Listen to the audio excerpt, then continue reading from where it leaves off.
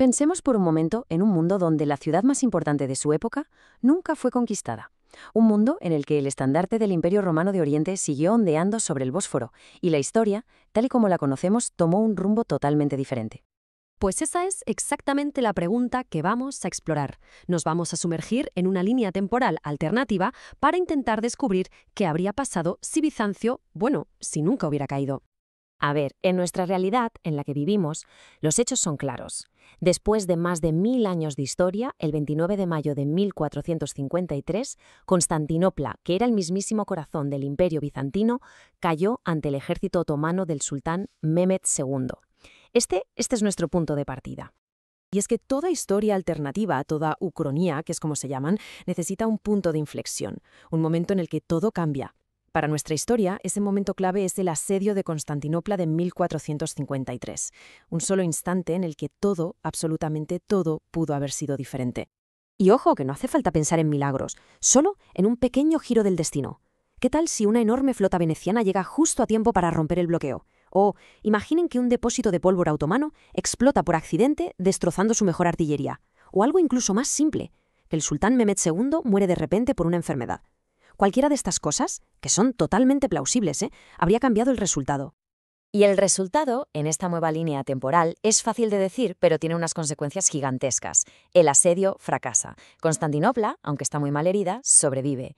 Y de repente, el mundo tiene que seguir contando con un jugador geopolítico que todos, absolutamente todos, ya daban por muerto.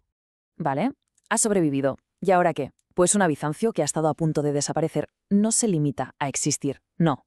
Se transforma. Consciente de su propia fragilidad, el imperio se pone las pilas y arranca a una era de reformas internas profundas. Es el comienzo de un renacimiento que nadie se esperaba. Inspirándose en lo que está pasando en Italia, Bizancio lanza su propia versión del Renacimiento. Se empieza a invertir un montón de dinero en bibliotecas, en academias, se recuperan y protegen textos clásicos que en nuestro mundo se perdieron para siempre. Los filósofos reinterpretan los clásicos, el griego se consolida como pilar del conocimiento y Constantinopla se convierte más que nunca en ese gran puente cultural entre Oriente y Occidente. Pero claro, no solo de cultura vive un imperio, la supervivencia también tiene que ser económica. El imperio se moderniza, se da cuenta de que la vieja idea de reconquistar territorios ya no funciona. Así que se vuelve pragmático. Toca hacer una reforma fiscal seria y revitalizar las rutas comerciales, como la de la seda. Se convierte en un Estado moderno que se apoya en el comercio, la diplomacia y el control marítimo.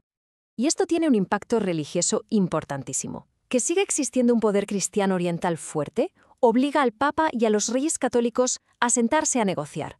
El gran cisma, esa enorme brecha entre las dos iglesias, no desaparece, pero se suaviza. Hay más diálogo, más concilios, una cooperación nunca vista. El resultado es un cristianismo más diverso y desde luego menos enfrentado. Y con todo esto, llegamos a la reescritura del mundo. Porque el efecto dominó de la supervivencia de Bizancio no se queda en el Mediterráneo, ni mucho menos. Esto altera la trayectoria de la historia a nivel global. Fíjense cómo se van encadenando las consecuencias a lo largo de los siglos. Una derrota en Constantinopla es un golpe tremendo para los otomanos. Su expansión se frena en seco. Como no hay bloqueo comercial, la necesidad de buscar nuevas rutas por el Atlántico ya no es tan urgente, así que la era de los descubrimientos se retrasa.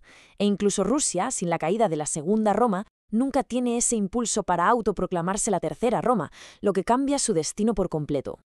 El contraste con nuestra historia es total. Un solo cambio, un asedio que sale mal en 1453 y de repente todo es diferente. La geopolítica, el comercio mundial, hasta la identidad de grandes potencias como Rusia. El mundo que surge de este evento es sencillamente otro. Y ahora demos un salto en el tiempo, un salto hasta hoy. ¿Cómo sería el mundo contemporáneo si esa pieza del tablero nunca hubiera caído? Vamos a intentar imaginarlo.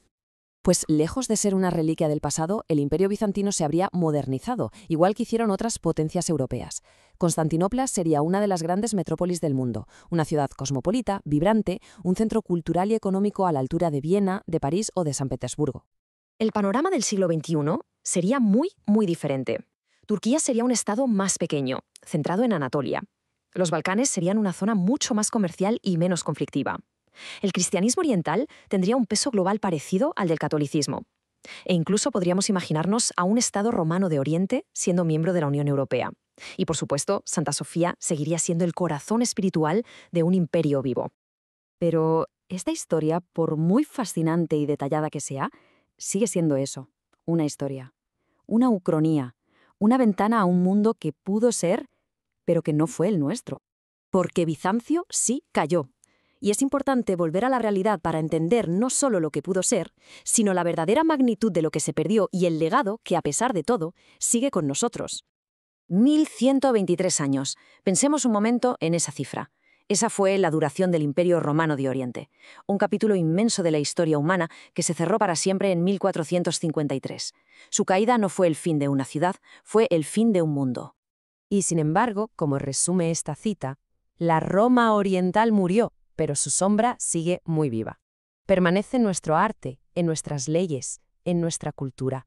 Y quizás, al imaginar este mundo alternativo, podemos comprender mejor no solo la magnitud de lo que se perdió, sino también la profundidad de todo lo que de alguna manera aún conservamos.